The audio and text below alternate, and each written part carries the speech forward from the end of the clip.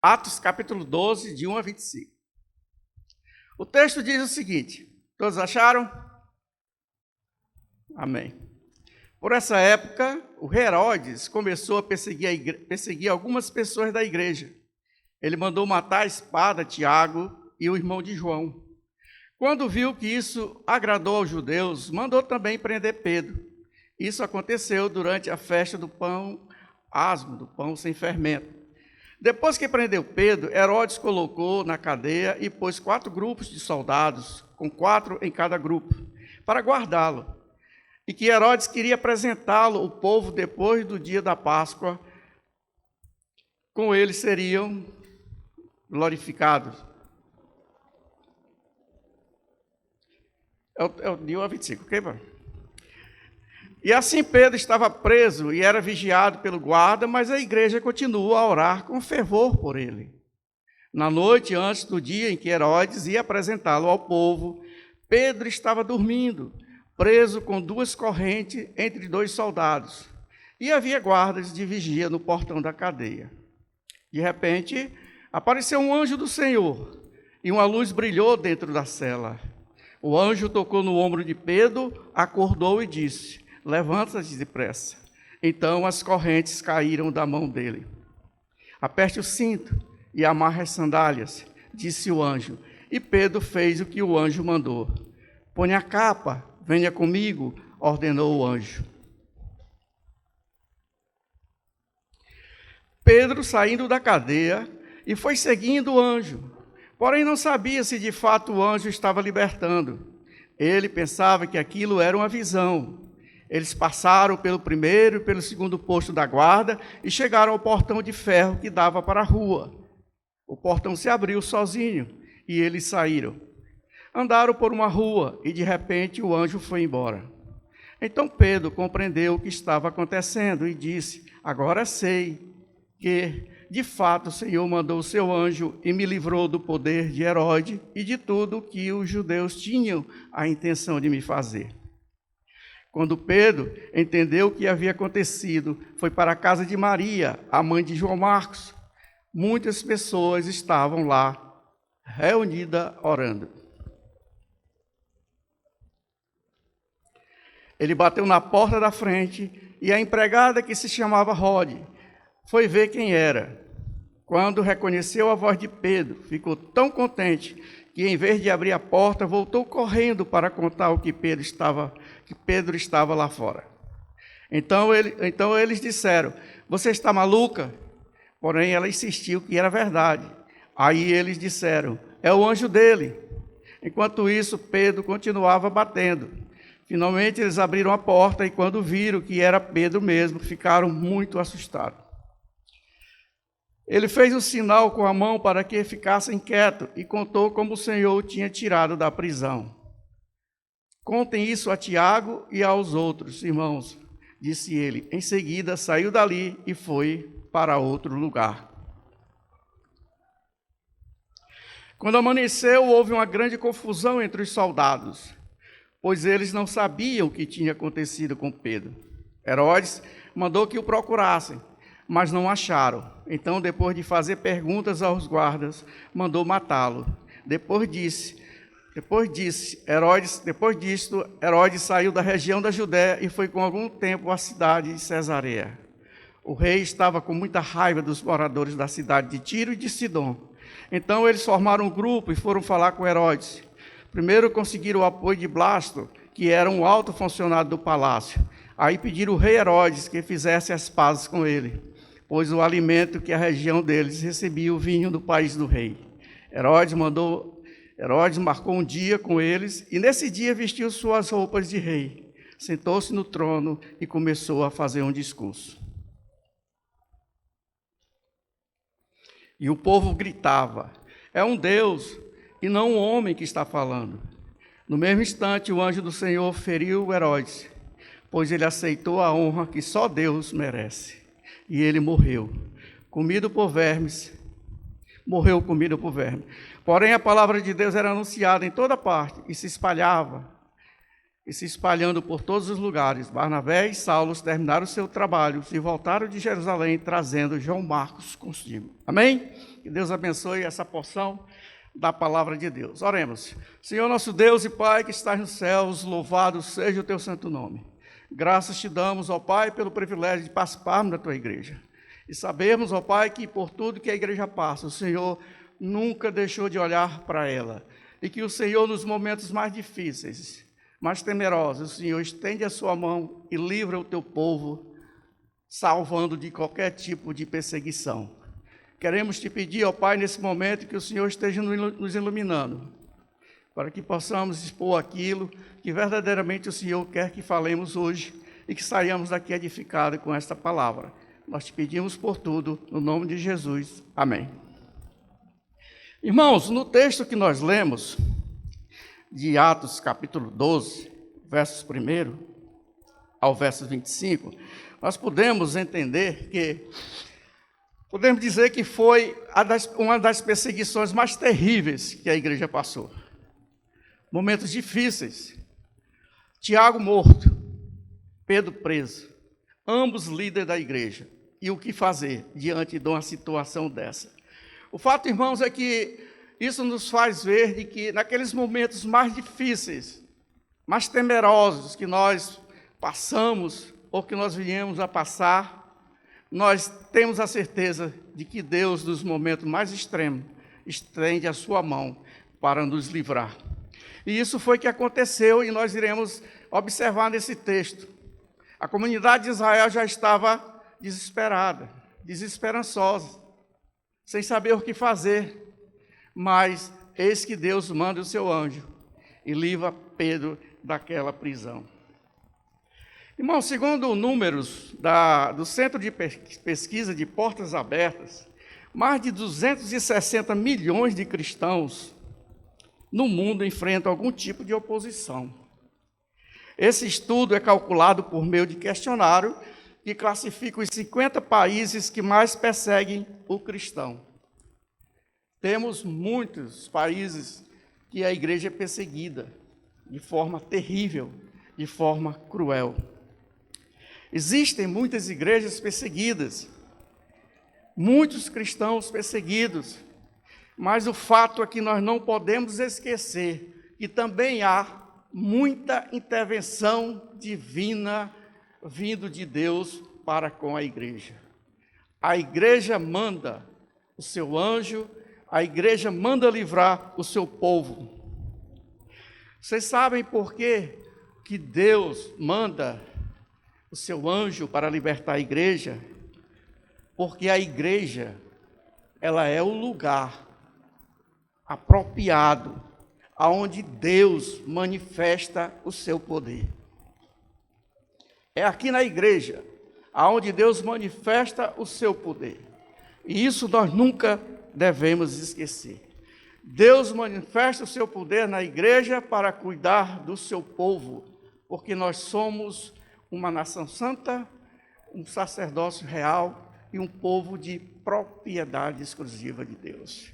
Portanto, isso nós nunca devemos esquecer.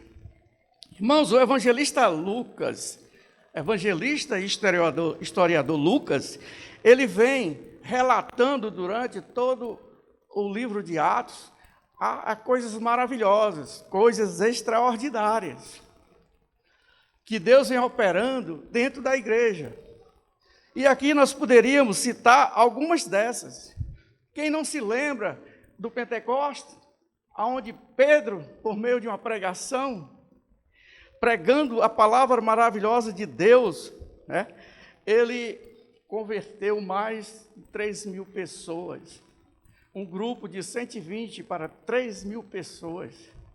Aí a gente vê o poder maravilhoso de Deus operando na igreja. Lucas também narra a grande conversão dos samaritanos. Ele também fala da multidão diversa da Antioquias, que também receberam a Cristo como Salvador. O fato, irmãos, é que a palavra de Deus, ela se espalhava de uma forma tão grande, que nós podemos até dizer que se tratava da primeira viagem missionária, porque a manifestação do poder de Deus, ele vinha assim de uma forma maravilhosa. Mas também, irmãos, nós podemos perceber que temos relatos de tristeza, relatos muito tristes na história da igreja primitiva, como também na história das igrejas atuais. Podemos citar a morte de Tiago. Tiago havia sido morto a fio da espada. E aqui temos Pedro preso, ambos líderes da igreja. Esses acontecimentos, irmão, nós já estava, digamos assim, previsto, porque se nós olharmos lá para Atos capítulo 11, verso 28, vai dizer o seguinte: um deles, chamado Ágabo, levantou-se pelo poder do Espírito Santo e anunciou: haverá uma grande falta de alimento no mundo inteiro. E isso aconteceu quando Cláudio era o imperador romano. E nesse tempo os judeus foram expulsos de Roma. E isso pode ser comprovado quando nós lemos lá em Atos capítulo 18, verso 2, que diz o seguinte: e encontrou ali um judeu chamado Áquila, que era da província de Ponto. Fazia pouco tempo que ele tinha chegado da Itália com Priscila, a sua esposa. Eles tinham saído de lá porque o imperador Cláudio havia mandado que todos os judeus fossem embora de Roma, e Paulo foi visitá-lo. O fato, irmãos, é que nesse período, depois do martírio de Estevão, narrado no capítulo 7, a igreja passou a ser perseguida de uma forma feroz, terrível, com muita maldade. E como eu falei anteriormente, a igreja primitiva, como as igrejas de hoje, também tem passado por grandes pressões. Deus tem até permitido que o poder do mal atinja seus filhos. Deus até permite que isso aconteça. Mas não podemos esquecer que, diante da sua infinita bondade, Deus tem fortalecido seus filhos no vale da dor, e com seu poder tem livrado nas horas de extremas necessidades, na hora de extrema urgência. O fato, amados irmãos, é que Deus jamais perde o controle da situação. Nunca venhamos a imaginar que Deus não está no controle. Deus está no controle, Ele sabe de todas as coisas. E Ele jamais permitirá que um filho seu passe por qualquer tipo de problema, de necessidade, de aflição, de provação, sem que Ele possa tirar resultados bons dessa situação. Sem que Ele possa tirar resultado desses fatos gloriosos. No texto que nós lemos aqui, trata-se da terceira perseguição à igreja. A igreja já havia sido perseguida. E aqui, Lucas narra a terceira perseguição da igreja primitiva. E aí nós podemos dizer que a primeira perseguição foi os saduceus. Os saduceus foram os responsáveis diretamente por ter crucificado o Senhor Jesus Cristo. Eles falsearam, eles inventaram testemunha para que Cristo fosse pregado na cruz. Depois vemos os fariseus perseguindo a igreja. Os fariseus. Depois agora nós temos quem? Os romanos. Os romanos estão agora perseguindo a igreja. Diante, amados irmãos, desse texto, eu quero sintetizar com os irmãos 3 pontos, 3 verdades, para que nós possamos, então, tirar lições preciosas dessas verdades e colocarmos em nossas vidas. A primeira verdade que eu quero trabalhar nessa noite, irmãos, é que Deus vê a provação que a igreja passa. Deus não está alheio aos problemas, às dificuldades que a igreja passa, que a igreja vem sofrendo. Da mesma forma, Deus não está alheio aos problemas que cada um dos membros da igreja passa.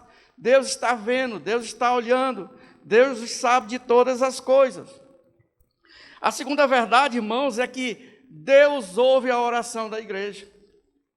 As orações que saem da igreja chegam na presença de Deus, e Deus ouve as nossas súplicas, as nossas petições. E a terceira, e eu diria fundamental, é que ninguém, aquele que se levantar contra a igreja de Deus, será destruída. Ninguém prevalecerá contra a igreja do nosso Senhor e Salvador Jesus Cristo. Deus destrói o inimigo da igreja. Portanto, amados, o meu desejo nesta noite é que nós saiamos daqui mais fortalecidos com essas verdades da palavra de Deus, com essas verdades do poder de Deus. Como nós falamos inicialmente, a igreja tem passado por pressões, tem passado por dificuldades terríveis. Como podemos citar o relato das portas abertas, muitas igrejas têm sido perseguidas. Muitas igrejas têm sido perseguidas. A primeira verdade, irmãos, nós vamos encontrar nos versos de 1 a 4, de Atos 12, de 1 a 4, que diz o seguinte: por essa época, o rei Herodes começou a perseguir algumas pessoas da igreja.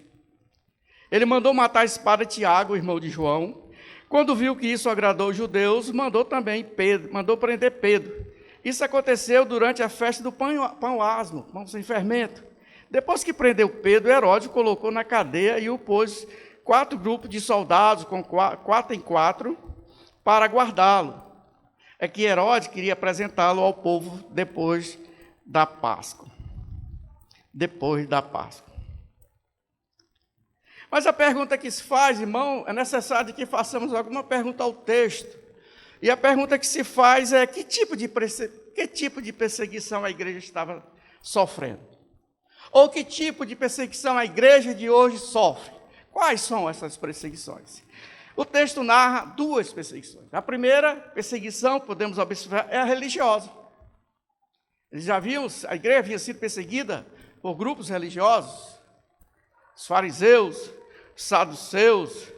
Então, os primeiros inimigos do cristianismo foram os judeus. Perseguiram a Jesus Cristo e o levaram à cruz. Agora, eles querem matar os seus seguidores.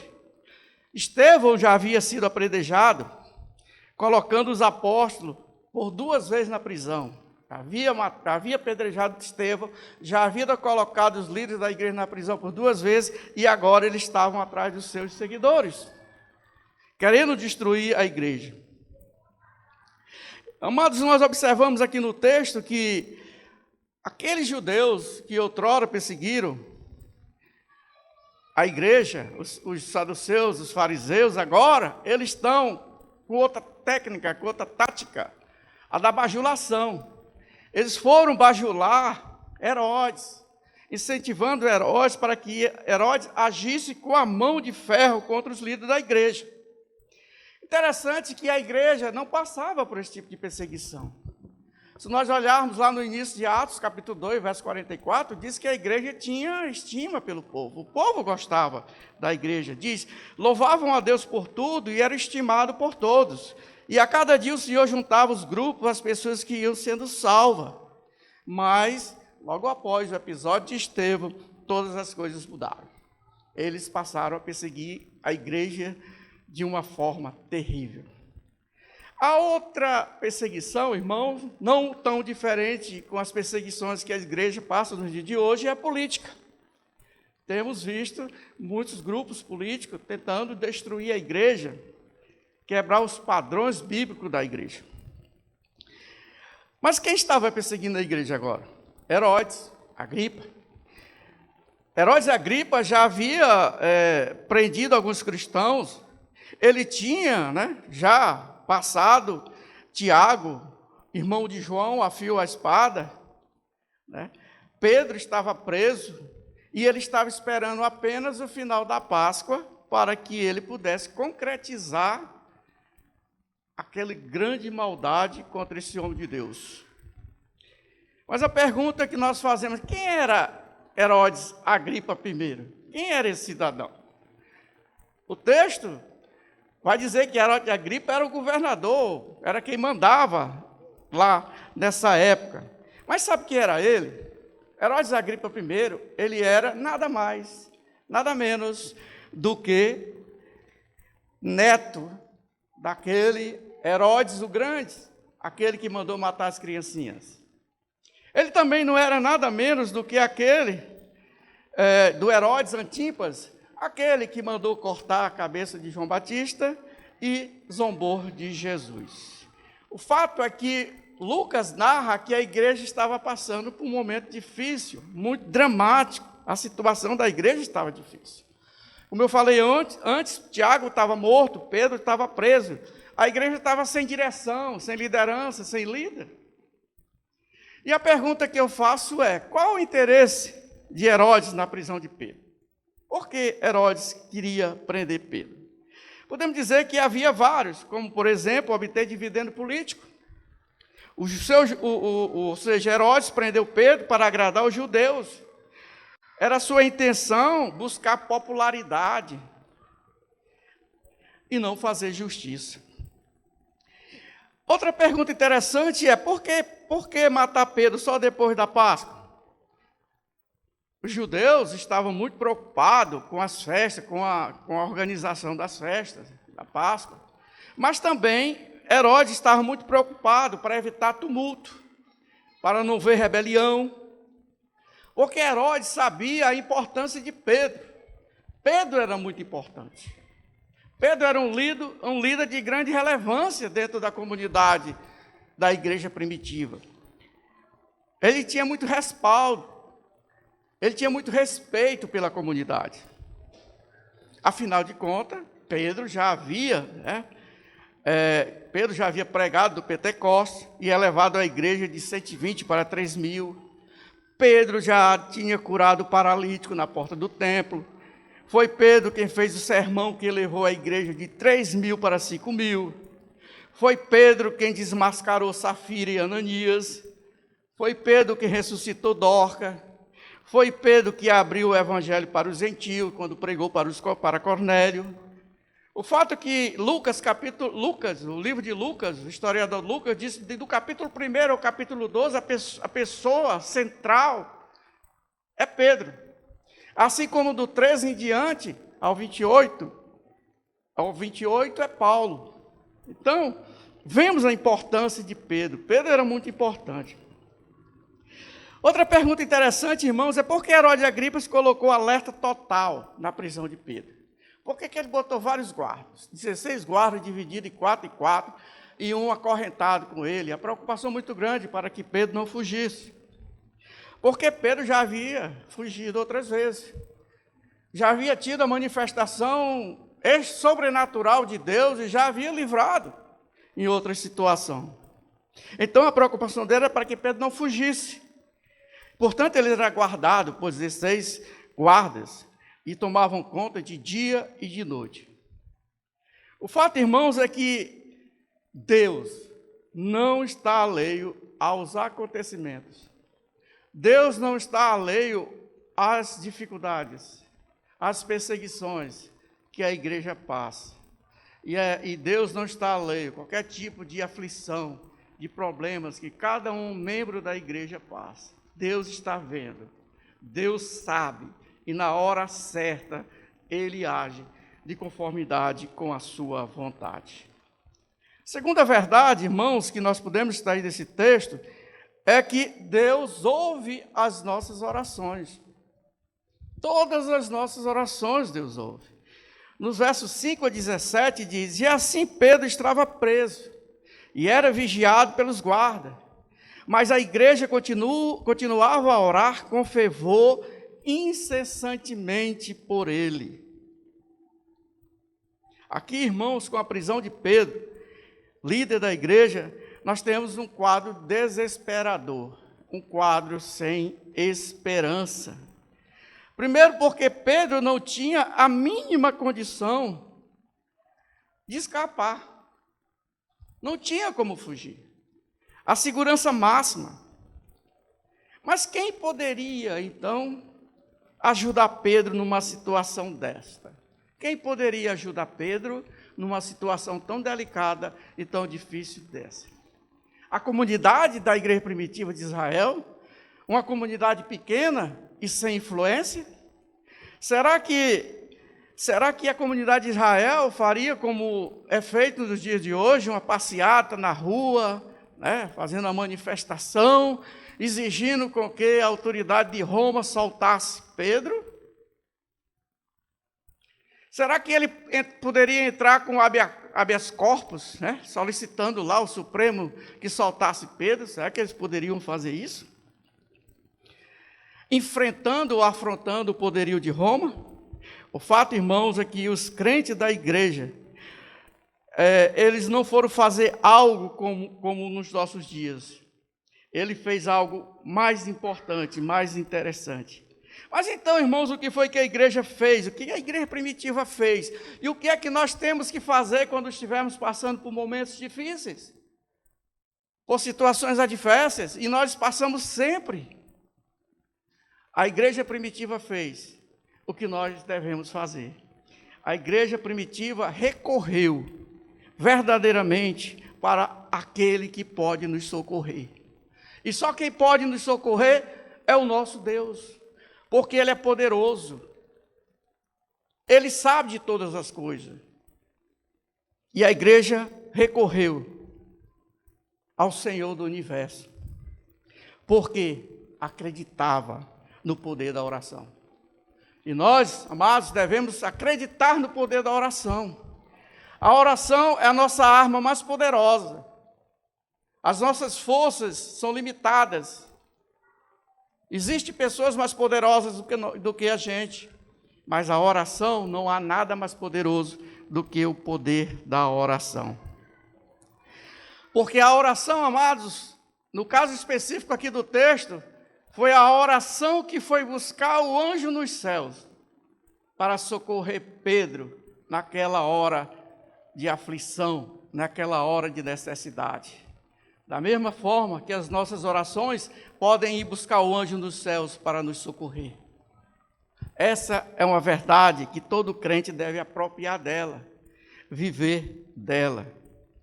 Muitas vezes, irmão, ficamos sem força, ficamos sem ânimo, como os irmãos da igreja estavam. Eles estavam sem líder, preso, a igreja já sem força, em desespero, mas a oração, as nossas orações, as orações dos irmãos da igreja primitiva, e as suas lágrimas, e as suas súplicas, são os braços fortes da igreja. A oração é o braço forte da igreja. A igreja não vive sem oração. Se queremos socorro, oramos. A igreja deve orar. E a igreja primitiva, amados irmãos, fez o que todos os crentes devem fazer quando passamos por extremas aflições, dirigir as nossas orações em clamor e súplica a Deus, o soberano Senhor. Sabem por quê, irmãos? Porque quando nós oramos, tudo acontece. A oração muda tudo. Quando nós oramos, irmãos, nós falamos com aquele que está no trono. As nossas orações chegam ao trono de Deus, aquele que tem todo o poder e majestade, aquele que tem autoridade, aquele que tem controle de todas as coisas. Não há ninguém mais poderoso do que Deus. Deus sabe de tudo, Deus controla tudo. Então, não é nada mais justo do que nós dirigirmos as nossas orações a Ele. Apresentemos as nossas orações, todas as nossas orações. Seja qual for a dificuldade que nós estejamos passando, apresentemos diante de Deus, porque a palavra de Deus diz que devemos orar por tudo. Não há algo específico. Eu não posso orar por isso, não posso orar por aquilo, não posso orar por aquilo. A palavra de Deus diz, devemos orar por tudo. Cabe a Deus atender diante da sua soberania, diante do teu querer. Irmãos, quando nós oramos, nós conspiramos contra os poderes das trevas. O único poder que pode ir lá nas trevas e destruir é a oração. Quando nós oramos, nós buscamos o socorro daquele que tem o seu trono no céu. A oração vai diretamente àquele que tem o trono nos céus. Diante das situações de extrema dificuldade, a única solução para esses momentos é a oração. Mas a pergunta que fazemos no texto, irmãos, mas quem estava orando? Quem que estava orando por Pedro? O texto diz que era a igreja. A igreja estava reunida na casa da mãe de João Marcos, clamando a Deus em favor de Pedro. Ou seja, aqueles que não podiam fazer nada diante da situação tão adversa, tão complicada, e aquelas situações que nós também não podemos fazer nada, recorremos a quem? Recorremos a Deus em oração. A única arma que tem poder de abalar o inferno, a única arma que tem poder de causar grande mudança na terra, uma vez que nada é impossível para Deus. Nada é impossível para Deus. A oração, amados irmãos, elas nos une ao Onipotente. A igreja podia orar, e a igreja orou, estava orando. E o fato é que nós nunca devemos perder a esperança. Nunca devemos perder a esperança. Temos que orar pelas causas perdidas, temos que orar pelas causas insolúveis, orar pela intervenção milagrosa de Deus nas nossas causas. Não existe causas perdidas quando nós colocamos elas diante de Deus em oração. Não existe causas perdidas quando nós colocamos as nossas orações diante do nosso Deus Todo-Poderoso. Sabe por quê, irmãos? Porque Deus fez, Deus faz, e Deus fará maravilhas na igreja e na vida de cada um de nós. Sabe por quê? Quando Ele quer, ou seja, quando Ele quiser, com quem Ele quiser, desde que seja para a honra e glória do seu nome. Se as nossas petições, as nossas preces e as nossas súplicas que chegam diante do trono de Deus for de conformidade à sua vontade, todas elas serão atendidas. A nossa oração não é antropocêntrica, ou seja, para nos fazer bem. Ela não é. A nossa oração deve ser para Deus. Deve ser apresentada para a honra e glória do nosso Deus. Mas a pergunta que nós fazemos para o texto também, irmãos, é: como a igreja orava? Ou como nós devemos orar? O texto diz que a igreja orava incessantemente, sem desistir, sem duvidar, sem se cansarem, sem se fadigar. Quando eu estava lendo esse texto, eu me lembrei daquele texto muito interessante que se encontra em Gênesis capítulo 32, verso 26. Você se lembra daquele fato maravilhoso que Jacó se agarrou na perna de Deus e Deus me deixa que está amanhecendo e eu só solto quando o Senhor me abençoar. Só solto quando o Senhor me abençoar. E evidentemente estava dentro dos propósitos de Deus e Deus o abençoou.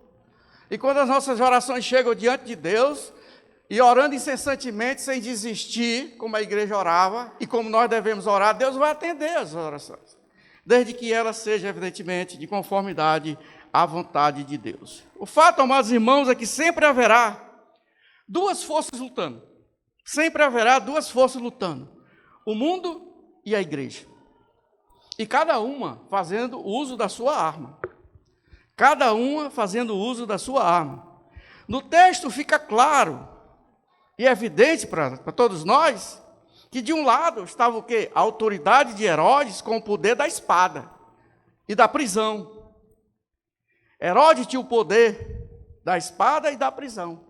Mas do outro lado, a autoridade da igreja em oração. a autoridade da igreja em oração.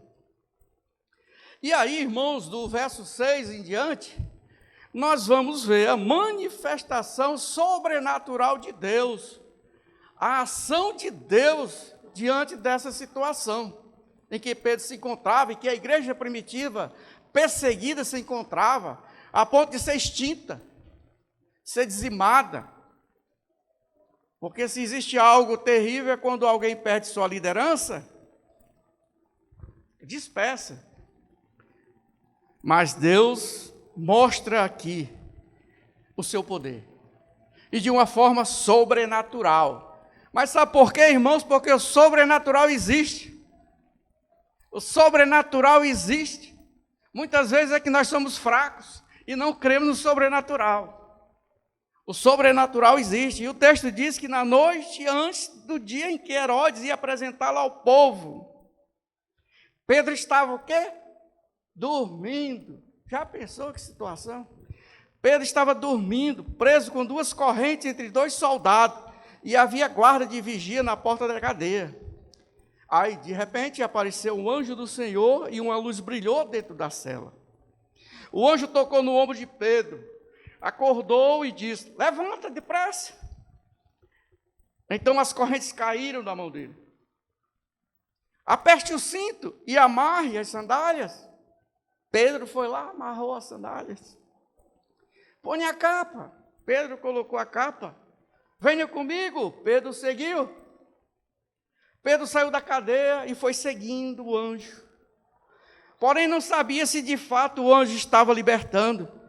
Ele pensava que aquilo era uma visão, um sonho, talvez. Eles passaram pelo primeiro, pelo segundo posto da guarda, chegaram ao portão de ferro que dava para a rua. O portão se abriu sozinho e eles saíram. Andaram por uma rua e de repente o anjo foi embora. Então Pedro compreendeu o que estava acontecendo e disse: agora sei, de fato, o Senhor mandou seu anjo e me livrou do poder de Herodes e tudo o que os judeus tinham intenção de me fazer. Irmão, Pedro estava preso há 7 dias. Pedro estava preso há 7 dias. E durante todos esses dias, o que é que a igreja fazia? A igreja orava. A igreja permanecia em oração. Embora, irmãos, fosse o último dia, de Pedro, ali naquela prisão, ele permanecia calmo, sereno, sem desespero. Pedro não tentou subornar os guardas, ele apenas dormiu e descansou na providência divina. Diante desse quadro, irmão, é muito consolador, é muito tranquilizador olhar para esse texto e ver homens como Pedro e como Paulo. Paulo preso cantava, Pedro dormia, o texto diz. É um grande exemplo de coragem diante da morte ou de qualquer situação.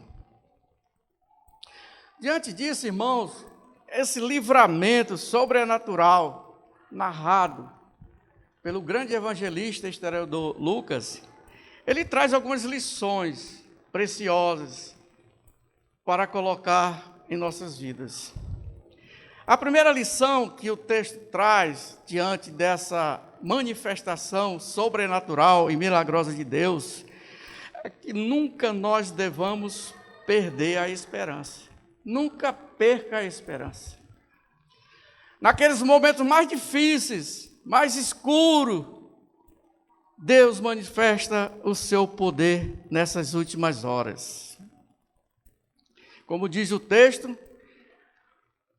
pois o livramento pode vir na última hora. Na noite antes do dia em que Herodes ia apresentá-lo ao povo, Pedro estava dormindo, preso com 2 correntes e 2 soldados, e havia guarda de vigia no portão da cadeia. Outras perguntas que nós poderíamos fazer aqui para a nossa compreensão, irmãos, era: será que Deus poderia ter evitado de Pedro ser preso? Sim. Deus poderia ter evitado de Pedro ser preso, Deus poderia ter evitado, ou Deus poderia ter fulminado Herodes? Matado Herodes? Também sim, creio que sim. Deus poderia ter libertado Pedro no primeiro dia da sua prisão? Também eu creio que sim. Mas o que acontece, irmãos, e que nós precisamos entender, que aprove a Deus mandar o seu anjo na última hora. Foi uma determinação de Deus mandar o seu anjo na última hora. Foi o querer de Deus mandar o seu anjo na última hora. E muitas vezes, irmãos, nós ficamos sem esperança, já nos conformamos, agimos como um esporte muito comum que nós conhecemos, esporte, o boxe, quando o seu treinador vê que seu lutador está já, ele joga a toalha, e muitas vezes nós já jogamos a toalha, né? Jogamos a toalha, nos conformamos, mas aí vem Deus e estende o seu braço forte, vem Deus e envia o seu anjo e nos tira dos cárceres, da mesma forma que fez com Pedro. Mas isso tudo fruto da oração. A igreja orava incessantemente e com fervor. Incessantemente e com fervor.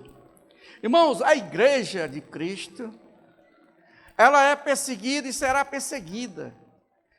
Por que a igreja de Cristo é perseguida e sempre será perseguida? Porque a igreja de Cristo é um grande influenciador na terra. A igreja de Deus é um grande influenciador. Ele influencia as pessoas a andarem pelos caminhos que Deus quer que eles andem. Ele mostra a luz para aqueles que estão perdidos na escuridão. E o texto aqui, irmãos, diz que a igreja influenciou grandiosamente diante dessa situação.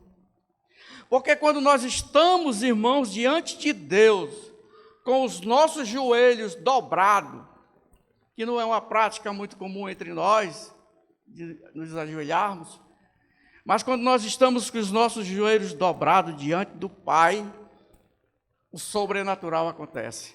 Deus manifesta o seu poder. E a outra lição, irmão, é que sobrenatural acontece. E o texto diz que de repente o anjo apareceu do Senhor e uma luz brilhou dentro da cela. Sobrenatural acontece. Nunca esqueçamos. Deus é o Deus do sobrenatural. E a palavra de Deus, que é o nosso único livro de prática e fé, nos mostra várias manifestações sobrenaturais de Deus, agindo dentro do povo de Deus, agindo dentro da igreja. A terceira lição, irmãos, é que aquilo que nós não podemos fazer, Deus faz por nós. Deus faz por nós. Mas precisamos entender que existem coisas que nós precisamos fazer. E dentre essas coisas é orar. Precisamos orar. Colocar nossos joelhos no chão.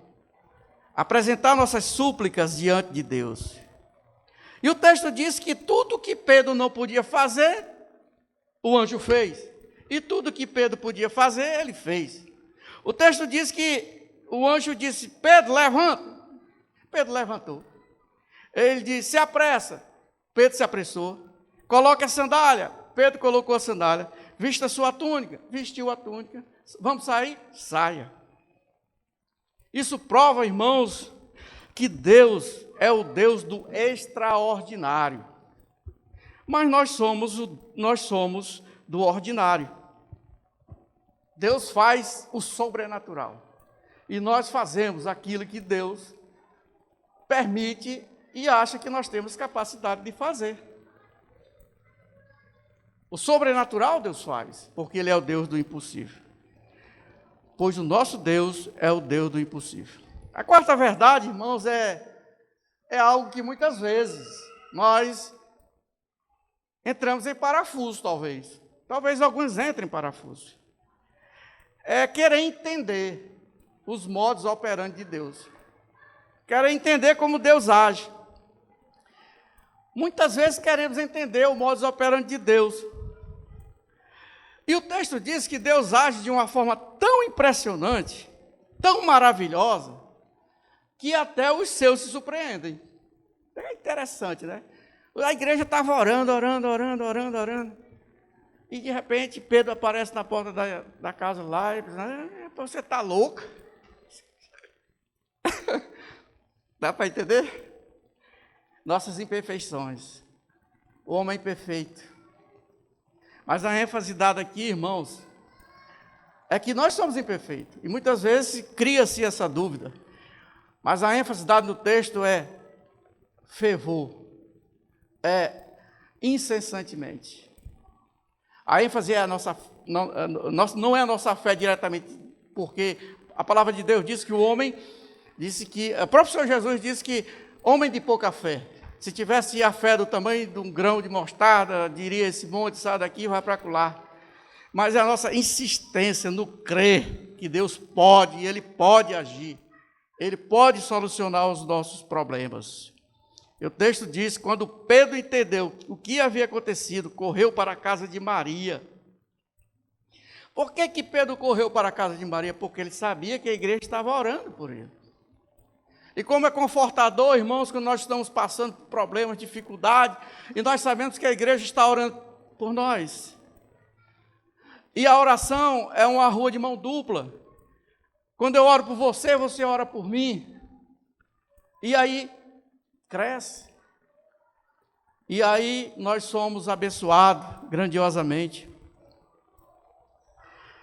A resposta que nós vimos aqui diz que Pedro sabia que a igreja estava orando em seu favor e correu para encontrar com ele. Foi dizer que Deus tinha ouvido o clamor de suas orações. Olha, Deus ouviu o clamor das suas orações. Abre aqui depressa. O fato, amados, é que a resposta de Deus foi tão extraordinária que quase ninguém acreditou. Como eu falei anteriormente, Pedro bateu na porta e pensaram que era o guarda de Herodes. Não abra não, que é o guarda de Herodes. Não abra. Fato, irmãos, é que Paulo, ao escrever a carta aos Efésios, no capítulo 3, versos 20, ele diz algo que nós precisamos nos apropriar. Paulo diz que Deus faz infinitamente, muito mais do que nós pensamos ou imaginamos. A nossa mente é muito pequena para entender a magnitude do poder de Deus. Deus é maravilhoso. Até parece estranho que a igreja estivesse orando em favor de Pedro, mas quando Rod foi avisar que Pedro estava na porta, não acreditaram. O fato, irmãos, é que a igreja de Deus tem sido perseguida terrivelmente aos longos desses tempos. Mas nós percebemos claramente é que quando mais persegue a igreja, ela mais cresce. Quanto mais persegue a igreja, ela mais cresce. Sabe por quê? Porque a perseguição, ou as perseguições que fazem a igreja, servem de pavimentação. Servem limpando a estrada para que continuemos a pregar o Evangelho de Deus, a palavra de Deus. A perseguição à igreja abre novos caminhos para novos campos de evangelização. A perseguição foi o principal fator para a expansão da igreja. Depois do martírio de Estevão, todos os crentes foram dispersos. E por onde eles iam, eles pregavam a palavra de Deus. Isso aí pode ser comprovado lá em Atos, capítulo 8, verso 4, quando diz Paulo, porém Saulo, se esforçava para acabar com a igreja. E ia de casa em casa, arrastando homens e mulheres, e os jogava na cadeia. E aqueles que tinham sido espalhados, anunciava o evangelho por toda a parte. Nada vai destruir a igreja de Deus. Por mais que perseguem, por mais que haja perseguição, mais ela cresce e mais ela crescerá. Diante disso, irmãos, chegamos no terceiro ponto. O terceiro ponto diz o seguinte, do verso 18 em diante: Quando amanheceu, houve uma grande confusão entre os soldados, pois eles não sabiam o que tinha acontecido com Pedro. Ora, mandou que o procurasse, mas não o acharam. Então, depois de fazer algumas perguntas aos guardas, mandou matá-lo. Herodes marcou um dia com ele e nesse dia vestiu sua roupa de rei. Sentou-se no trono e começou a fazer um discurso. E o povo gritava: é um Deus e não um homem que está falando. E nesse mesmo instante, o anjo do Senhor feriu Herodes, pois ele aceitou a honra que somente Deus merece. Ele morreu e foi comido por vermes. Comido por vermes. Veja que morte terrível. E o texto diz: porém a palavra de Deus era anunciada em toda parte e ia se espalhando. O fato, irmãos, aqui fica bem claro que quem luta contra a igreja de Deus, quem persegue a igreja de Deus, luta contra Deus. Ele está lutando contra Deus. E lutar contra a igreja é um ato de loucura, alguém lutar contra a igreja. Porque ninguém luta contra o Altíssimo e prevalece. Ninguém que lutar contra o Deus Todo-Poderoso, o Altíssimo, prevalecerá. Todos serão destruídos. Os inimigos, eles podem ser até fortes, eles podem ser até insolentes, mas todos cairão e tornar-se-ão pó e serão reduzidos a nada. Um dos grandes pecados de Herodes era a soberba. E a soberba é a porta de entrada para a ruína. O texto diz, do verso 22, Herodes marcou um dia com ele e nesse dia vestiu sua roupa de rei. Sentou-se no trono e começou a fazer um discurso. E o povo gritava: é um Deus e não um homem que está falando. Os bajuladores o exaltavam, afirmando que era mais que um homem, dizendo que Herodes era a própria divindade. Mas no mesmo instante em que o povo bajulava e gritava com a maior exaltação, Deus o derrubou do trono. No mesmo instante que os bajuladores afirmavam que ele era imortal, Deus cortou o seu fôlego da vida e os vermes devoraram, chegando o fim de Herodes de uma forma deplorável e desprezível. Herodes, irmãos, foi responsável por assassinar Tiago e quis matar Pedro. Mas em vez de Pedro ser morto por Herodes, Herodes foi morto pelo Deus de Pedro. E aqueles que tentam com nossas vidas, querendo nos matar, será morto por Deus, pelo anjo do Senhor. Nada prevalecerá contra os que são do Senhor e Salvador Jesus Cristo. Herodes tinha poder de destruir a vida de Pedro, tirar a sua vida, mas Deus tem poder de tirar a vida e mandar Herodes para o inferno. E Deus tirou sua vida e o mandou a sua alma para o inferno. Percebemos, irmão, claramente aqui de que o mesmo anjo que Deus enviou para libertar Pedro foi o mesmo anjo que foi enviado para matar Herodes. O orgulho de Herodes termina com a ira de Deus e todos os orgulhosos provocam a ira de Deus. Percebemos, irmãos, no texto, que o forte tornou-se fraco e o fraco tornou-se forte. Aquele que estava sentenciado à morte viveu e quem estava vivo morreu. Tiago foi morto por Herodes e Pedro salvo miraculosamente. Quase que não está desculpa. Foi salvo sobrenaturalmente. Aqui, irmãos, talvez possa surgir uma pergunta. Por que o Senhor permitiu que Tiago fosse morto? E por que ele salvou Pedro? Irmão, a razão humana pode questionar as preferências por Pedro. A nossa razão, ela pode questionar a preferência por Pedro. Mas a fé, em contrapartida, descansa no amor e na sabedoria de Deus. Precisamos estar certos de que, sobre a bênção de Deus, o mal é o nosso bem, enquanto o bem, sem a sua bênção, é o mal. E até o que parece mais errado se corrige, quando é do Senhor a vontade cabal. Precisamos descansar no Senhor, porque Ele sabe de tudo e de todas as coisas. Diante disso, irmãos, aprendemos algo maravilhoso.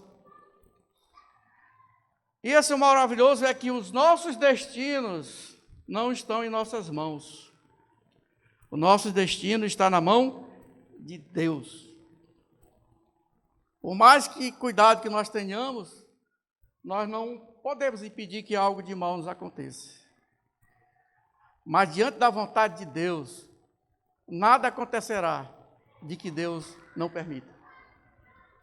Deus não permitirá que nada aconteça com a igreja e nem com os seus servos, se não for da vontade dele. Para nossa conclusão, amados irmãos, nos versos 24 e 25, diz que a igreja cresceu, multiplicou e a palavra de Deus era anunciada. Porém, a palavra de Deus era anunciada em toda parte e se espalhando. Barnabé e Saulo terminaram o seu trabalho e voltaram de Jerusalém, trazendo João Marcos consigo. Vimos aqui, irmãos, que no início do capítulo 12, que nós lemos, do texto que nós lemos, Herodes parecia que estava no controle. Mandou matar Tiago, prender Pedro, ele era o chefão. Mas no final de Atos, percebemos que a igreja, Herodes parecia que estava no controle e a igreja estava fraca e perdendo a batalha. Mas no final do capítulo, Herodes morto, a igreja segue viva e crescendo rapidamente. Portanto, sempre que o mundo tentar destruir a igreja, Deus a promove. A igreja que anda na presença de Deus é uma igreja indestrutível. A igreja que anda na presença de Deus é uma igreja indestrutível. E nós vimos que depois das provações, a igreja tornou-se mais ousada na palavra de Deus. Diante de todas aquelas perseguições, a igreja ficou mais ousada, mais atrevida, mais ela pregava, mais ela falava. O texto diz que Paulo e Barnabé retornaram a Antioquia e dali foram chamados por Deus para as missões mundiais. A partir daí a igreja cresceu e continuou a crescer. E o mundo todo foi alcançado pelo Evangelho durante as 3 viagens missionárias de Paulo. Portanto, irmãos, percebemos que Deus pode permitir que os tiranos se orgulhem, que os tiranos se enfureçam por algum tempo, perseguindo e reprimindo a igreja. Mas com certeza eles não vencem. No final, todo o império do mal é derrotado e humilhado, enquanto a igreja segue em sua marcha triunfal. Portanto, amados irmãos, esta é a mensagem que eu tenho para vocês nessa noite. Espero que vocês saiam com lições preciosas extraídas desse texto. E todas as vezes que vocês forem ler esse texto, vocês percebam e fiquem atentos a essas informações que o grande homem de Deus, o evangelista Lucas, historiador Lucas, passa para nós sobre um momento terrível que a igreja estava passando. E os momentos terríveis que a igreja possa vir passar nos nossos dias, lembremos de que nós temos um Deus que é o Deus do impossível. Amém?